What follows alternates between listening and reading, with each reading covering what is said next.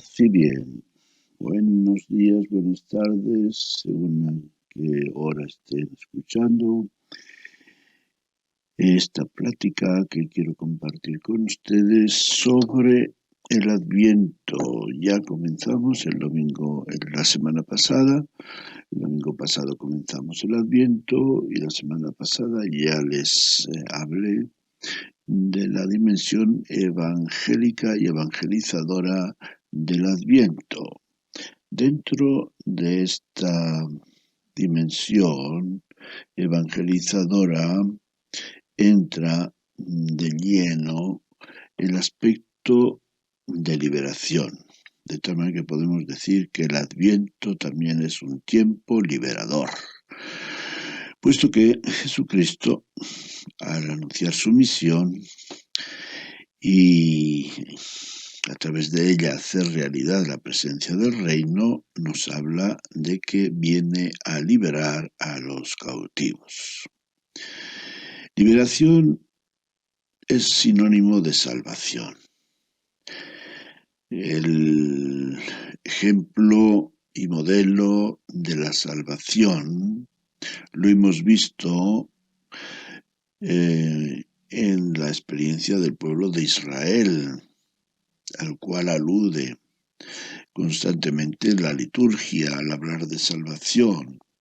El pueblo de Israel, que no era todavía pueblo, un grupo de esclavos descendientes de los patriarcas, que claman a Dios y Dios les manda a Moisés para que los libere del yugo opresor del faraón. Bueno, durante ese proceso, obviamente que hay distintas experiencias. Después de que el pueblo de Israel sale de Egipto, pues vienen situaciones muy complicadas y difíciles, como el cruzar el Mar Rojo, el vivir en el desierto durante muchos años, hasta que por fin, bajo la guía de Josué, entren en la tierra prometida. En la Iglesia, en los años 60-70, el término liberación fue acuñado, diríamos, de una manera muy importante a través de la llamada teología de la liberación. Una teología que era perfectamente católica, en el sentido de que toda la teología y la historia de la salvación, como he dicho, es historia y teología de liberación. Dios se nos manifiesta desde el capítulo 3 del Génesis, cuando Adán y Eva han pecado, se manifiesta como liberador del engaño de la serpiente y liberador enviándonos, prometiéndonos y a su tiempo enviándonos a un Salvador liberador que aplastará la cabeza del enemigo, la cabeza de la mentira seductora del pecado, significada en la serpiente del paraíso. Por eso, pues, al hablar de Adviento liberador o Adviento como tiempo liberador, no podemos menos de recordar el pasaje de San Lucas en el capítulo 4, en el cual Jesucristo se presenta ante el pueblo diciendo que ese mensaje o pasaje que había leído de Isaías, en el que anunciaba la liberación del pueblo por parte del Mesías, la liberación de cautivos, liberación de oprimidos, etcétera, de muchas formas y en varios aspectos, se está cumpliendo ahora. Dice, esto se cumple hoy, esta es mi misión: anunciar la buena noticia a los pobres, proclamar la liberación a los cautivos, dar vista a los ciegos, liberar a los oprimidos y proclamar un año de gracia del Señor. Esta idea de liberación referida a la salvación no es exclusiva ni mucho menos de este texto, porque, por ejemplo, pues en el cántico de Zacarías, capítulo 1 del Evangelio de San Lucas, proclama que Dios, y bendice a Dios, bendito sea el Señor Dios de Israel, porque ha redimido a su pueblo, porque ha suscitado una fuerza salvadora para salvarlos de los enemigos y del poder de los que los odian, para concederles que libres de sus enemigos puedan servirle en santidad y justicia, para iluminar a los que caminan en tinieblas y en sombra de muerte y dirigir sus pasos por el camino de la paz. Todo esto hermosamente, bellamente está descrito en este cántico de Zacarías del capítulo 1, versículos 68 al 79. Liberación. También el anciano Simeón dirá en su cántico, mucho más breve: ahora puedes dejar a tu siervo irse en paz, porque mis ojos han visto al Salvador que has enviado según las promesas. Este anciano Simeón es un signo y símbolo de los que esperan la venida del Mesías liberador, pero no tanto de un punto de vista político, social o social político, sino del punto de vista espiritual. Bueno, en la liturgia, pues el mismo, también cuando rezamos el Padre Nuestro y cuando celebramos la Eucaristía, comenzamos por un acto penitencial y con el Padre Nuestro, en el cual Jesucristo nos ha enseñado a pedir esta liberación: no nos dejes caer en la tentación y líbranos del mal. Luego en la liturgia, en la Eucaristía, todavía se abunda un poco más en esta oración, porque después del Padre Nuestro viene una oración que se llama embolismo, en la cual se pide: líbranos, Señor, de todos los males, y concédenos la paz en nuestros días, para que vivamos siempre libres de pecado y protegidos de todo lo que nos estorbe y de todo peligro, mientras esperamos la gloriosa venida de nuestro Señor Jesucristo. Y bueno, aunque en esa oración se refiere particularmente a la venida gloriosa de Jesucristo, pero también la podemos sin duda alguna referir a la venida de Jesús ahora en Navidad, porque tanto esta venida como la venida de Jesús a través de la Eucaristía son venidas espirituales que nos preparan para la venida definitiva de Dios en nuestras vidas, cuando a través de la muerte pues podamos ya pasar a gozar de la liberación definitiva del cielo. Bueno, entonces, mirando al Adviento, nosotros podemos también pensar quizá no solo podemos, sino que nos conviene pensar en qué clase de liberación necesitamos, qué clase de liberación, porque hay muchos aspectos en nuestra vida que más o menos, digamos, nos mantienen como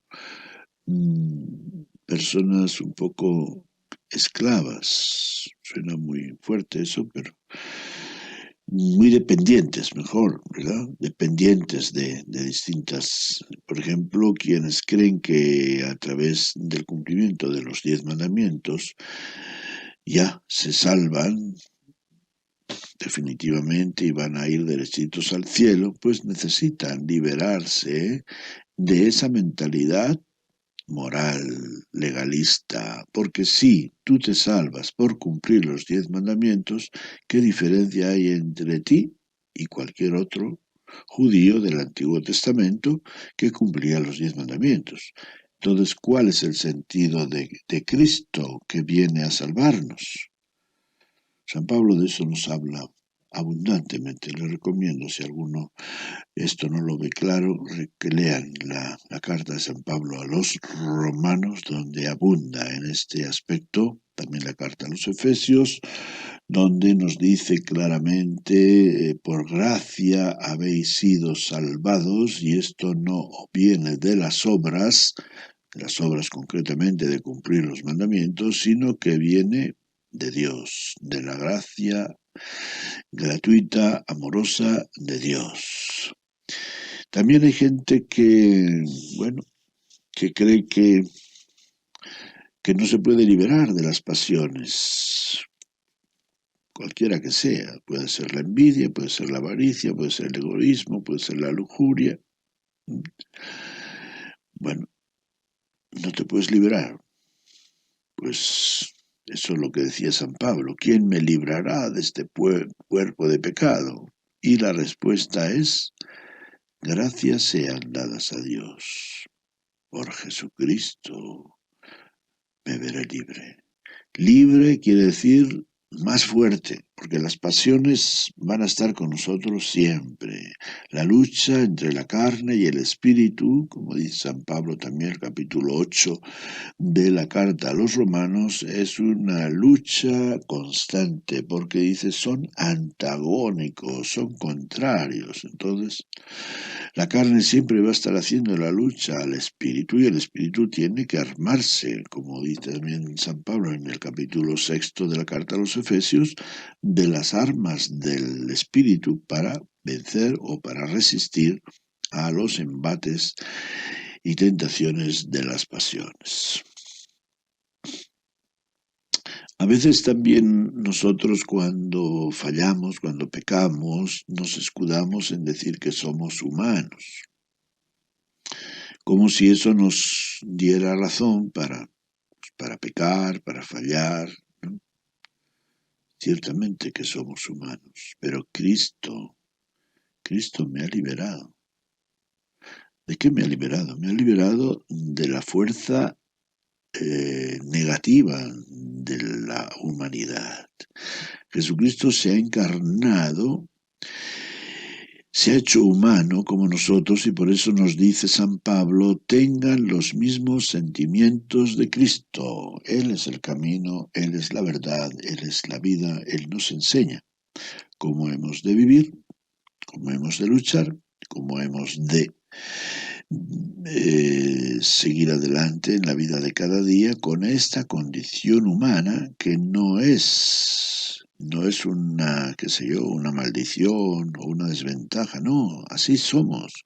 Dios nos ha dado la gracia de ser humanos con una dignidad, dice el Salmo, uno de los salmos, poco inferior a los ángeles, pero claro, esta condición humana, digamos, carnal, que San Juan la llama concupiscencia, nos está jalando, nos está tirando hacia abajo, ¿no? Mientras que el espíritu nos tira hacia arriba. También hay quienes se escudan cuando fallan en que viven en el mundo. y que hay que condescender con los criterios del mundo, cómo nos liberamos, todo el mundo piensa así, todo el mundo habla así, todo el mundo actúa así, entonces, bueno, recordemos que en el catecismo aprendimos que los enemigos del alma eran tres: mundo, demonio y carne. El mundo, que quiere decir los criterios mundanos, los criterios secularizadores, los criterios materialistas, los criterios que nos llevan a buscar el placer, lo que nos gusta, lo que nos apetece, y dejar que nuestras pasiones nos guíen en nuestra vida. Entonces no podemos. Bueno, el mundo nos anima a eso. Déjate llevar, goza de la vida, date los gustos que te apetecen. ¿No? Bueno, y Jesús nos dice que Él ha vencido el mundo. Y quien vence al mundo es nuestra fe en Jesucristo, en Él. Queriendo decir, pues, que si nosotros creemos en la doctrina de Jesús, creemos en la experiencia de Jesús, en la vida de Jesús, no podemos tratar de complacernos según el mundo o de complacer al mundo con nuestra forma de vida. También hay mucha gente que piensa que a través de sus prácticas religiosas, de sus penitencias, de sus oraciones, de sus múltiples prácticas o cumplimientos de lo que la Iglesia nos manda, pues con eso también nos estamos garantizando y asegurando la vida eterna del cielo. Pues no. Un cristiano practicante no es el que practica penitencia, el que reza mucho, el que va mucho a la iglesia. El cristiano practicante es el que practica la misericordia. Todas esas devociones y toda nuestra vida litúrgica y de oración, etcétera, son una ayuda para que nosotros podamos vivir una vida semejante a la de Jesús, que pasó por el mundo haciendo el bien, que dedicó su vida a la práctica de la misericordia, y por eso acudían todos los más necesitados de cuerpo y de alma, acudían a él, y para todos Jesús tenía una palabra de simpatía, de cariño. Nadie se iba, diríamos, vacío, aunque a veces a Jesús, por una razón o por otra, se hace un poco de rogar. Entonces, bueno, pues la religión, todo eso constituye la religión. La religión no nos salva, la religión nos ayuda a vivir los misterios de la salvación.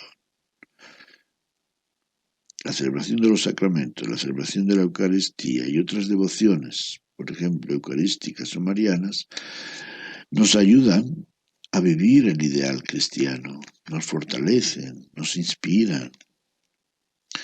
La vida de los santos, la vida de la Virgen María, etcétera, todo aquello, pues todo es una ayuda inspiradora, pero el verdadero Salvador siempre es Cristo. Por eso la Iglesia, en la liturgia, siempre concluye las oraciones diciendo: por Cristo nuestro Señor. Bueno, lo mismo podemos decir, bueno, es que yo necesito liberarme de este pecado. Que no, la lujuria, por ejemplo, para mucha gente es un problema realmente serio. Y la sociedad, pues, como que la provoca bastante, ¿no?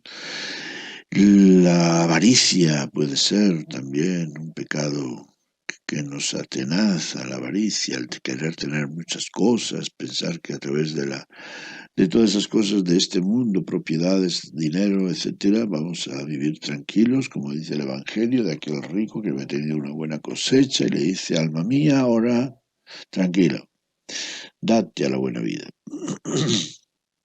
Y nos dice el Evangelio que hoy escucho una voz que le decía: hoy vas a morir y vas a dar cuenta de todo esto. Y todo esto por lo cual has trabajado, ¿para quién será?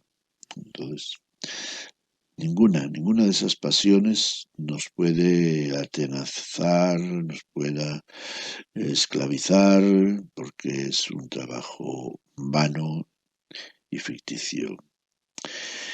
Luego, pues hay gente también que tiene miedo a la oscuridad, tiene miedo a la gente con apariencia extraña, tiene miedo a los castigos de Dios, qué pasará después de esta vida, etcétera. Bueno, pues es necesario liberarse. Nosotros como cristianos no podemos vivir nuestra vida así. Nosotros como cristianos somos testigos de la buena nueva de Jesús, de la liberación, del gozo del Espíritu Santo. Llevamos en nuestro corazón la paz de Cristo, el amor de Dios, y tenemos que aprender a vivir confiados plenamente en la providencia amorosa de Dios. Dios se cuida. Jesús nos dice, no se preocupen por nada, simplemente busquen el reino de Dios, que al Padre le ha parecido bien dárselo, regalárselo, búsquenlo con todas sus oportunidades y maneras posibles, y lo demás se les dará por añadidura. Luego, pues hay también sentimientos negativos de los cuales nos tenemos que liberar, sentimientos, desconfianza, corajes, enfados, también todo eso es necesario que lo trabajemos y suspiremos por esta liberación. Si llevamos a Cristo en nuestro corazón, en nuestra vida, si el Espíritu Santo es nuestro abogado y defensor, no podemos andar en la vida con miedos y miedos ficticios, a veces, muchas veces imaginarios. También mucha gente son muy propensos a quererse excusar de tal o cual cosa.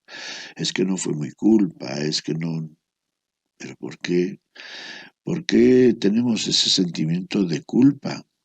Siempre eh, pensando que nos van a echar la culpa. Bueno, si tienes culpa, si algún disparate hiciste fue tu culpa, tranquila, acéptala. Lo demás no tienes por qué andar ni diciendo, pidiendo perdón a todo el mundo, ay, lo siento, o no fue mi culpa, etcétera. No, vive alegre, vive tranquilo, vive tu vida, ocúpate en hacer cosas, hacer el bien a todo el que está en tu derredor y olvídate de tus culpas.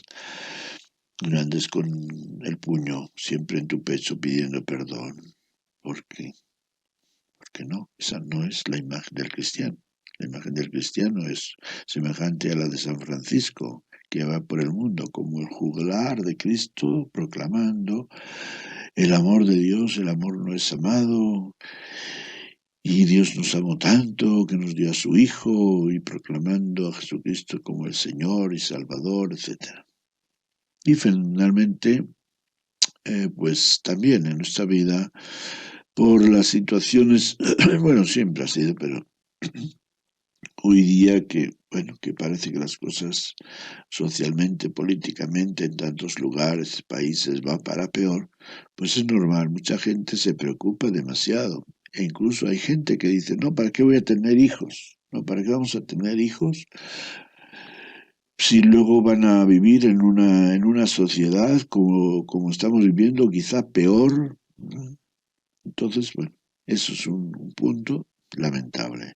Y otros también que están siempre preocupados por los hijos, por los esposos, por los secuestros y tanta cosa que pasa en este mundo, los políticos que si van a perder el trabajo.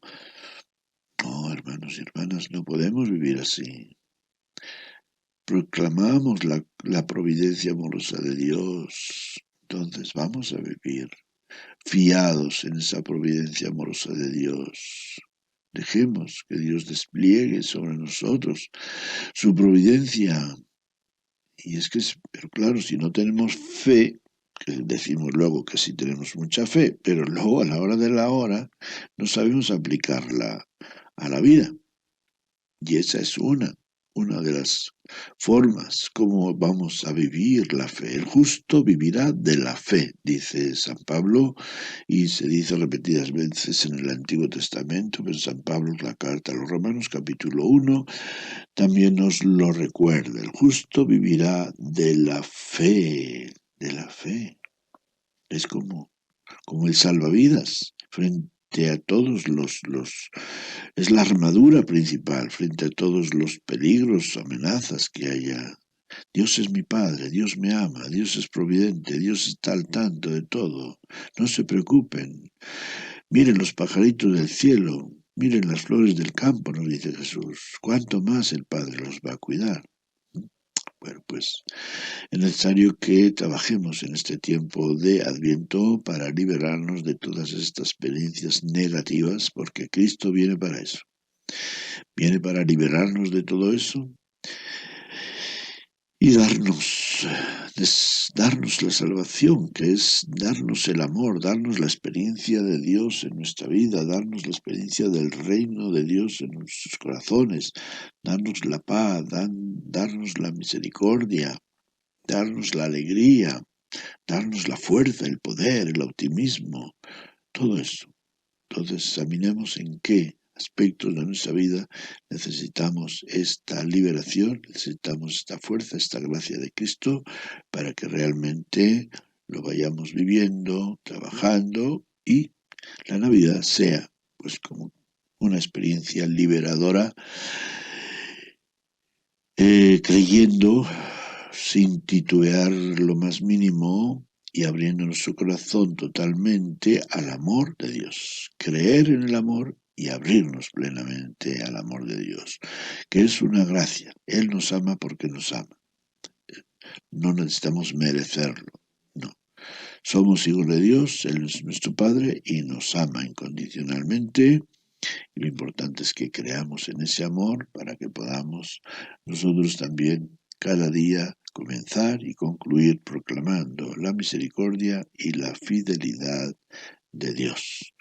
Pues queridos hermanos, amigos, ya es el tiempo, se nos hizo la media hora, así que me da mucho gusto el haber compartido esto. Espero que esté claro lo que les he explicado y les ayude para prepararse mejor para la Navidad, aprovechando este tiempo del Adviento como tiempo liberador, purificador, sanador y también promotor de una mentalidad pues más evangélica en cada uno de nosotros. Paz y bien.